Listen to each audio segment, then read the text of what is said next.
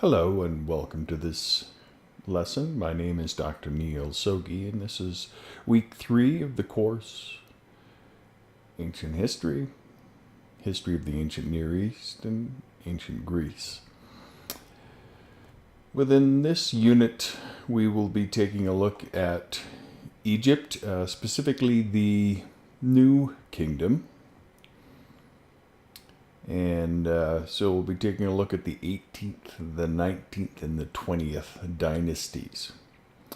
Now, when we take a look at this, the basic source of Egyptian history is a list of rulers compiled approximately 280 BCE by Manetho for the Macedonians who ruled Egypt.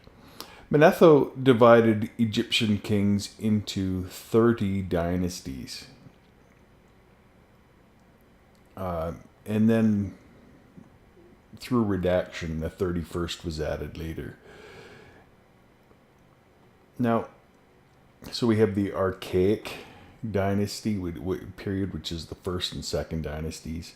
The Old Kingdom, which is the 3rd to 6th. The Intermediate period, which is the 7th to 10th. The Middle Kingdom, which is the 11th and 12th. The Intermediate period, which is the 13th to 17th. The New Kingdom is the 18th to the 20th, and then the Post-Empire is the 21st to 31st.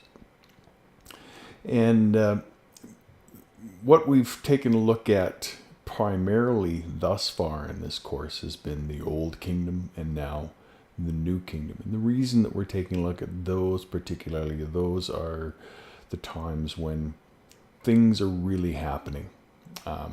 The earlier time was the period of the pyramids, and now when we can come into the New Kingdom, we have this golden age of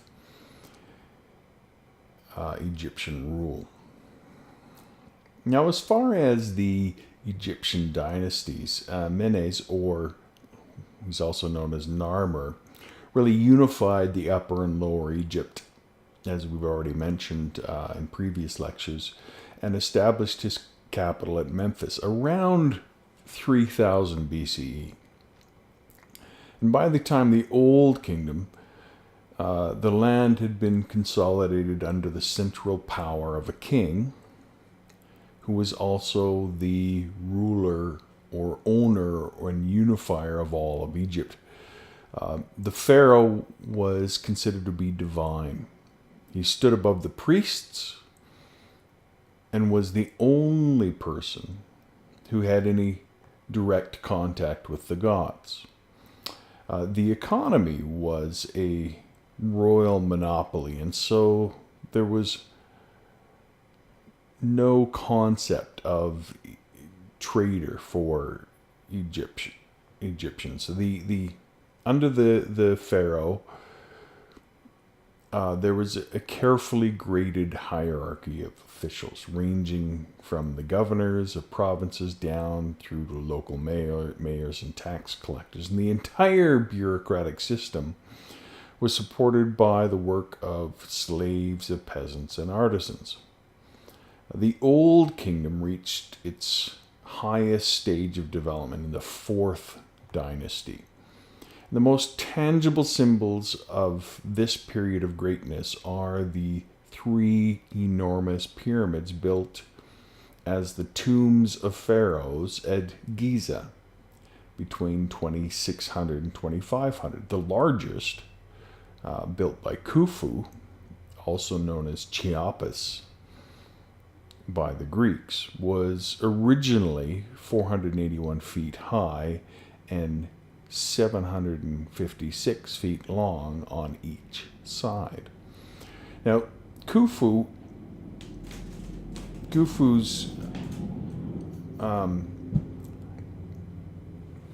pyramid was made of 2.3 million massive stone blocks, each of them averaging 2.5 tons. Now, in the 5th century BCE, the Greek historian Herodotus tells us that the pyramid took 100,000 men 20 years to build. The pyramids are just astounding, not only for their technical engineering expertise, but also for what they tell us about royal power at the time. There's evidence that Egyptian kings had enormous wealth as well as power to concentrate so much energy on what is essentially a personal pet project. The priests, an important body within the ruling caste, were a social force working to modify the king's supremacy. Yielding to the demands of the priests of Ra, the sun god, kings began to call themselves sons of Ra. And so they would add the suffix to their name. Ra was also worshipped in temples that were sometimes larger than the pyramids of some of the later kings. Now, in the Old Kingdom, royal power was absolute. The pharaoh, the term originally meant a great house or palace, governed his kingdom through his family and appointed officials. The lives of the peasants and artisans, they were all carefully regulated. Their movement was limited, and they were taxed very heavily to support the work of the pharaoh. Luxury accompanied every aspect of the pharaoh in life and in death. And he was raised to be exalted beyond the imagination of all other people. The Egyptians worked for the pharaoh.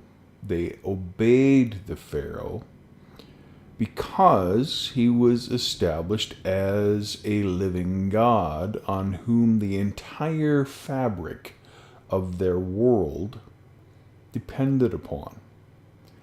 No code of laws was really needed because the pharaoh was the direct source of all law. And in such a world, government was merely one aspect of religion, and religion dominated the government. Religion dominated the entire Egyptian life. So the gods of Egypt came in many forms. Animals, humans, natural forces. Over time, Ra, the sun god, came to assume a real dominant place within Egyptian religion. Now, the Egyptians had a very clear idea of the afterlife. They took great care to bury their dead according to convention and supplied the graves with things that the departed person would need to have a pleasant life after death. The pharaoh and some nobles had their bodies preserved in a process of mummification. Their tombs were decorated with paintings. Food was provided at burial and after. Some tombs even included full-sized sailing vessels for the voyage to heaven and beyond. At times, only pharaohs were thought to achieve eternal life. However, nobles were eventually included. And finally, all Egyptians could come for immortality. The Egyptians also developed the system of writing. Although the idea may have come from Mesopotamia, the script was independent of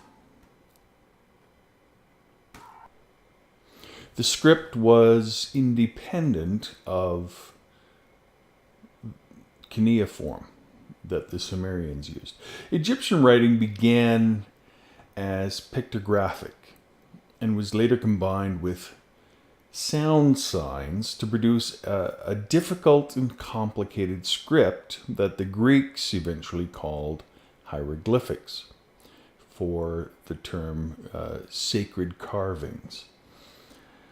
The much of what we have today is preserved on wall paintings and carvings. Most of Egyptian writing was done with pen and ink on a fine paper called papyrus, which is a reed that grows along the Nile and that's pounded down and turned into paper. In 1798, Napoleon invaded Egypt as part of his grand empire.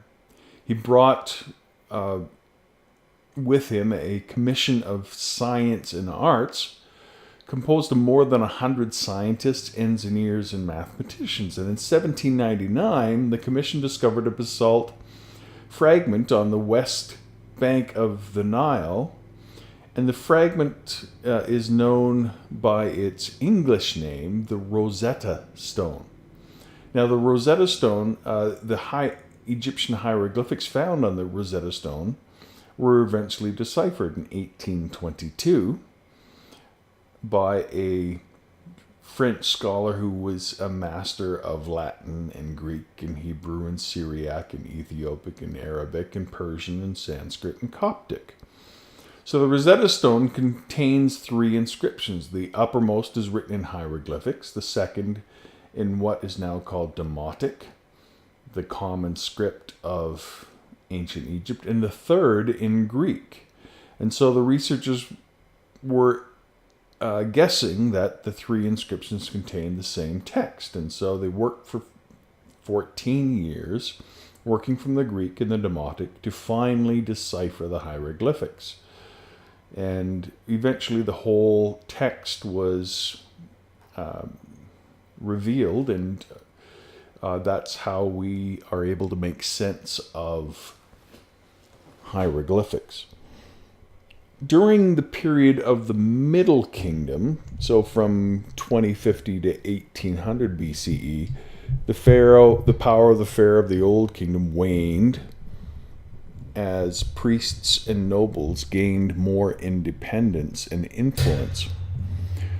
The governors of the region of Egypt gained hereditary claim to their offices, and subsequently their families acquired large estates.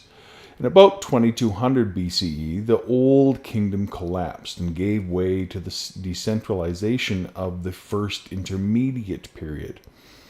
Finally, the nomarchs of Thebes in Upper Egypt gained control of the country and established the Middle Kingdom. Now, the rulers of the 12th dynasty restored the power of the pharaoh over the whole of Egypt, although they could not control the nomarchs. They brought order and peace to Egypt, and then they encouraged trade northward toward Palestine and south towards Ethiopia. They moved the capital back to Memphis and gave great prominence to Amun, a god connected to the city of Thebes. And he became identified with Ra. So then we have the emergence of Amun-Ra.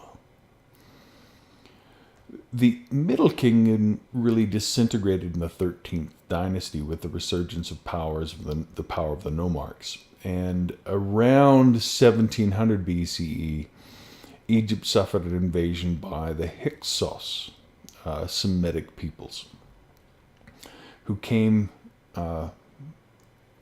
from the northeast, so likely Palestine and Syria, and conquered the Nile Delta.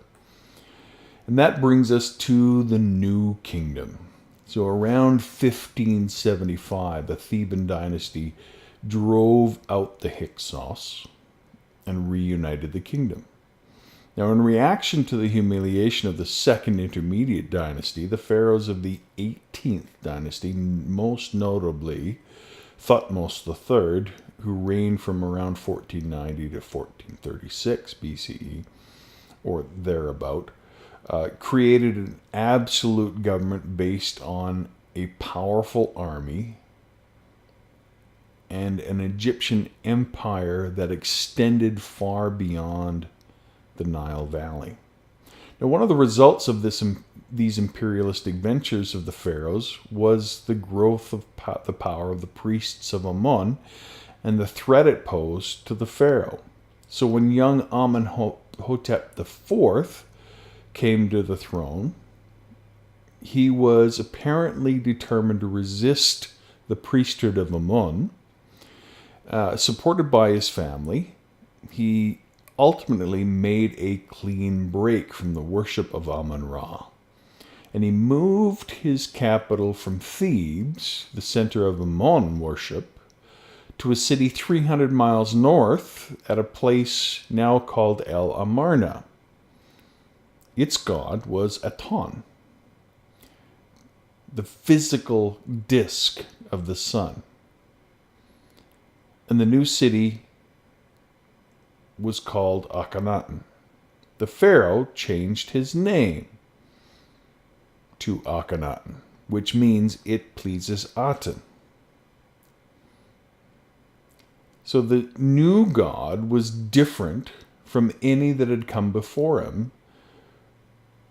For this god Aten was viewed as being universal, not merely Egyptian.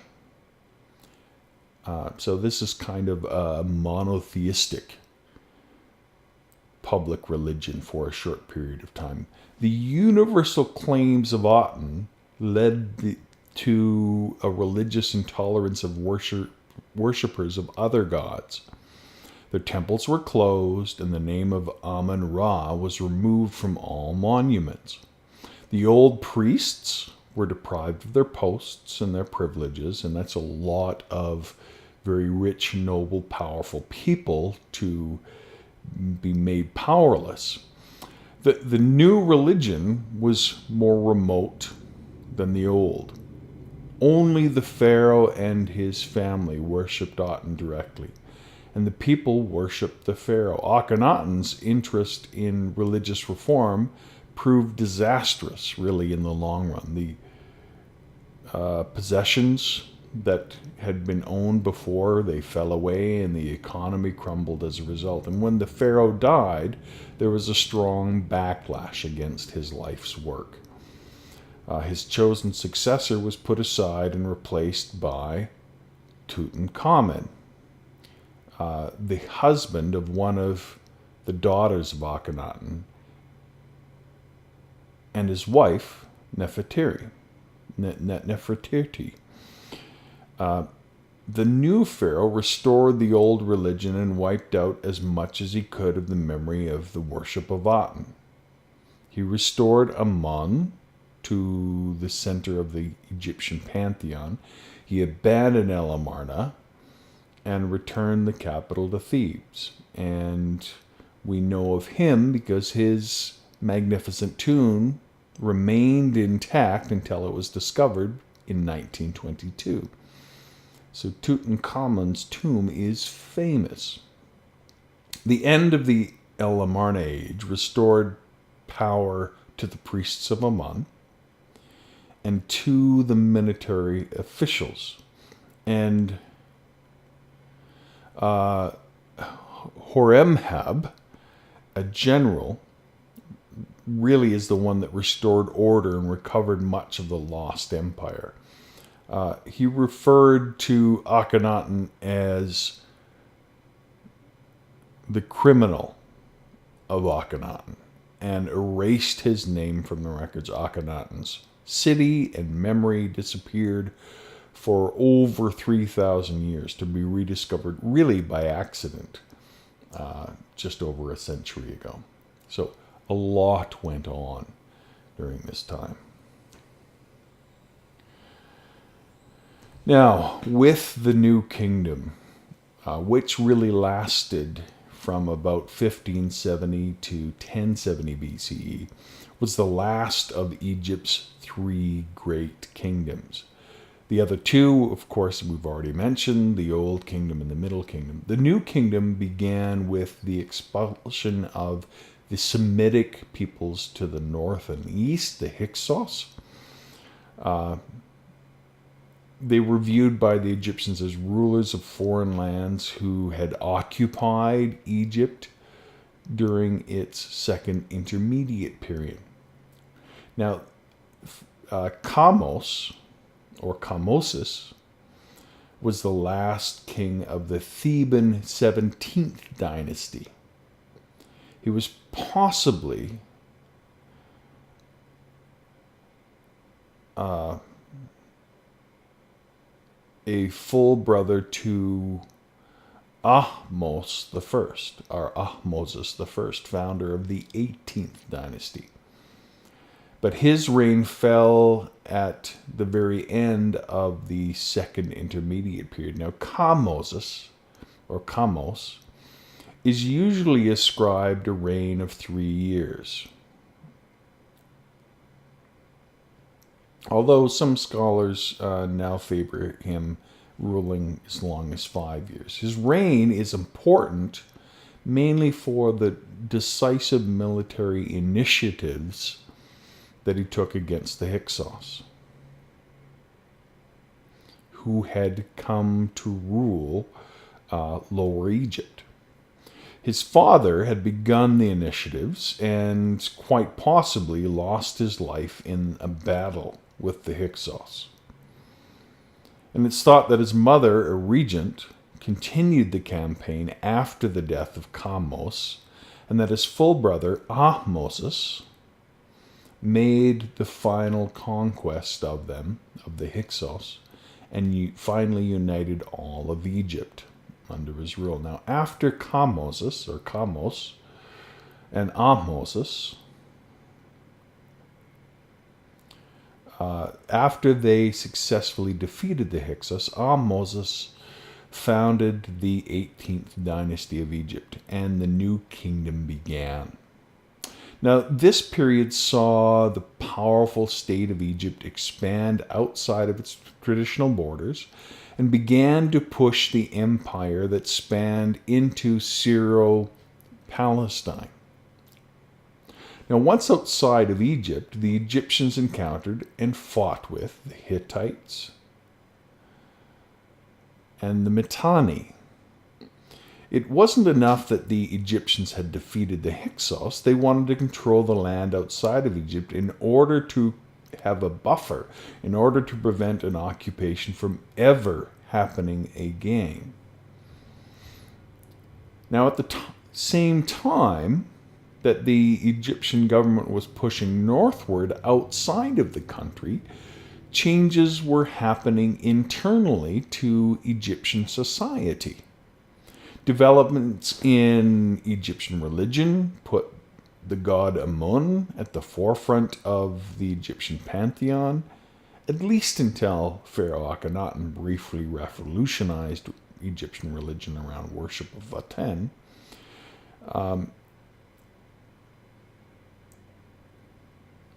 There was a deviation sharply from the pyramids of earlier generations. Pharaohs now moved their burials underground to the Valley of the Kings. However, their mortuary temples, which were the visible monuments to the deceased pharaohs, they increased in size. Now, there's a few. We've looked at so far. We've looked at Ahmosis and how he united Egypt and took some Hyksos slaves, defeated the Hyksos. Then we had Thutmose I and Thutmose II, who solidified power. And then we get to a very interesting pharaoh, Hatshepsut. During the 18th dynasty, a pharaoh named Thutmose II took the throne. Upon his death, his son and heir, Thutmose III, was still a small child. Rather than putting a young boy on the throne, Thutmose's wife, the stepmother of Thutmose III, served as co-regent. She was the power. Her name, Hatshepsut. And she became one of the most prominent Egyptian pharaohs, reigning for more than 20 years. She was responsible for building several major projects throughout Egypt, including adding to the Temple of Karnak. She also sent out trade missions to the land of Put, an area south of Egypt, along the Red Sea, that was really known for its exotic flora and fauna. Hatshepsut reigned as queen in Egypt. Wasn't really unique. There was another woman who ruled previously. However, she was the most successful of the female pharaohs who ruled during the pharaonic era. One of the idiosyncrasies of her rule was that she frequently depicted herself masculine in full pharaonic regalia. She wanted to make sure that everyone knew that she was pharaoh and let gender be very ambiguous. Now, this shouldn't be seen as suggesting any sort of gender confusion on her part. In fact, she was often referred to as a beautiful woman. However, the office of pharaoh was a male office. And when Hatshepsut was shown holding that office, she assumed the role of pharaoh. Depictions of her looking masculine can really be understood to stress that she was pharaoh and not simply the stepmother of the king. Now, Thutmose III was the son of Thutmose II. His mother was one of the king's secondary wives, or a lesser harem queen named Isis. Since there was no prince with a better claim to the throne, the boy was crowned king on the early death of his father. Now, being very young, Hatshepsut, the daughter of Thutmose I, who was, let's make this clear, the wife and the sister of Thutmose II, and the mother of Thutmose III's half-sister, Neferu, acted as regent. Now, by the 7th year of his reign, of Thutmose III's reign, this very strong-minded and ambitious woman herself assumed the attributes, the dress, the insignia of the king. But while she took care of the affairs, Thutmose was given an education befitting of his royal station. He was taught all military skills, especially archery, which he demonstrated in public, and as well as horsemanship. He was known as a great archer, as a great horseman, and he showed his prowess publicly. He was later to boast that none among his followers could equal him in physical strength and in marksmanship. And as he grew up, Thutmose III may even have been entrusted with the command of the army on a campaign down into Nubia. And he may also have fought up north in Palestine when he was young. His grandfather, Thutmose I, had penetrated as far north as Syria, and Thutmose II hadn't quite the success that Thutmose I had. Hatshepsut seems to have been unwilling to send an army into the field. And so with this, the Egyptian influence in Syria and Palestine was seen to have declined somewhat. Now, in the 22nd year of Thutmose's reign, there was a formidable coalition that formed against Egypt, led by the king of Kadesh in northern Israel. And it was at this moment of crisis that Hatshepsut died. And so Thutmose III being now the sole ruler, began a series of yearly military campaigns aimed at the powers to the north and to the south.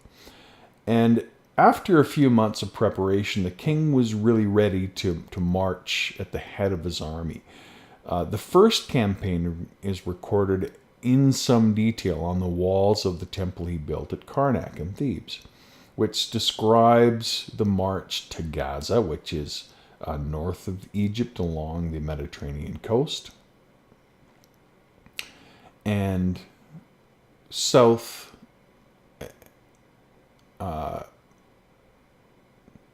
and the Council of War. With a council of war there, he rested and he made a bold decision. It says the king made a bold decision to surprise the enemy encamped at Megiddo in Palestine. And it was at this battle of Megiddo that we have this great battle that takes place. Now, in the 33rd year of Thutmosis' reign,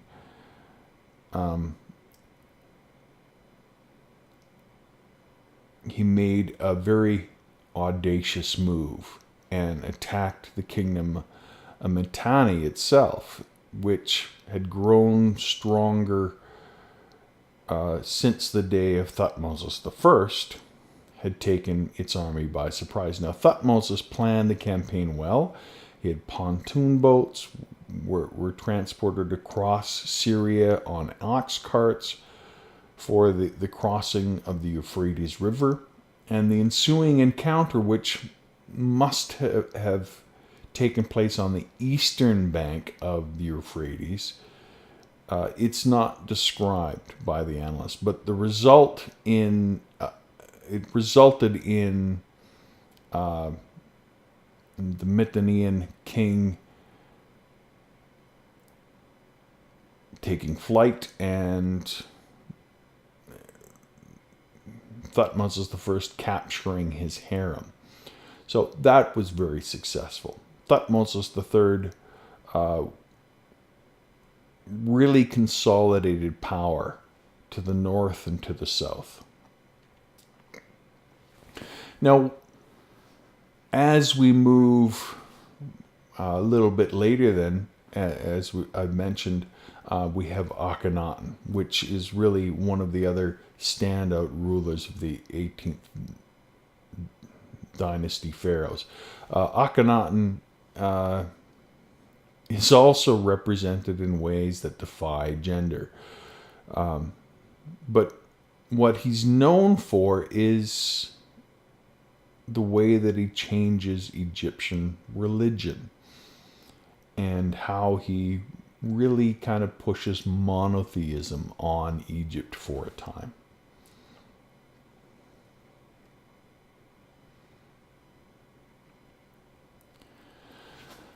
When we get to the 19th dynasty of the New Kingdom, so that was the 18th dynasty with the different Moses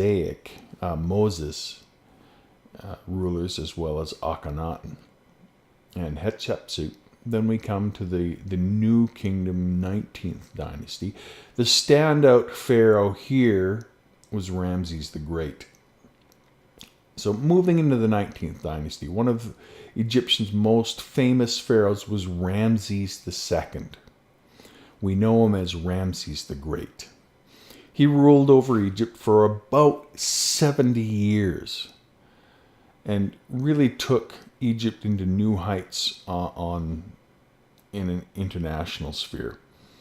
He had roughly 100 children, and he outlived them all. So that's a testament to his majesty and his long-lived power. Ramses II was also an active campaigner, taking Egypt's army to new heights and expanding the rule in the north of the country and south into Nubia. So both Palestine and Nubia were really subjugated under Ramses II. He spent so much time campaigning that he even moved the capital from Thebes in the southern part of the country to a new city he established called Pi-Ramses in the Egyptian Delta in the northeastern part of the country. And the new capital was really conveniently located to allow his troops to be closer to the campaigns that they were waging, particularly against the Hittite and the Mitanani foes of the time in the north.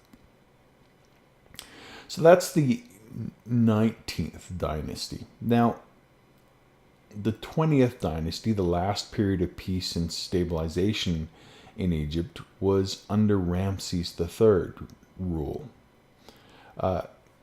He did extensive administrative and social reforms and strengthened the military system. And the end of his reign was marked by some economic difficulties and some conspiracies, which were organized by people close to the pharaoh and women in the royal harem. Neither of Ramses III's successors were really able to prevent the anarchy that happened, the looting that happened, the break of power that tended to take place. And from that point on, the land split into two parts after the death of Ramses III's dynasty.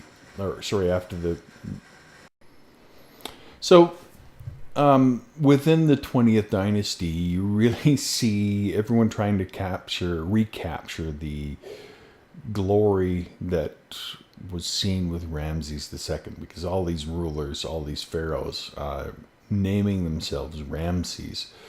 But the 20th dynasty was really a time of decline for Egypt. And so finally, under Ramses XI,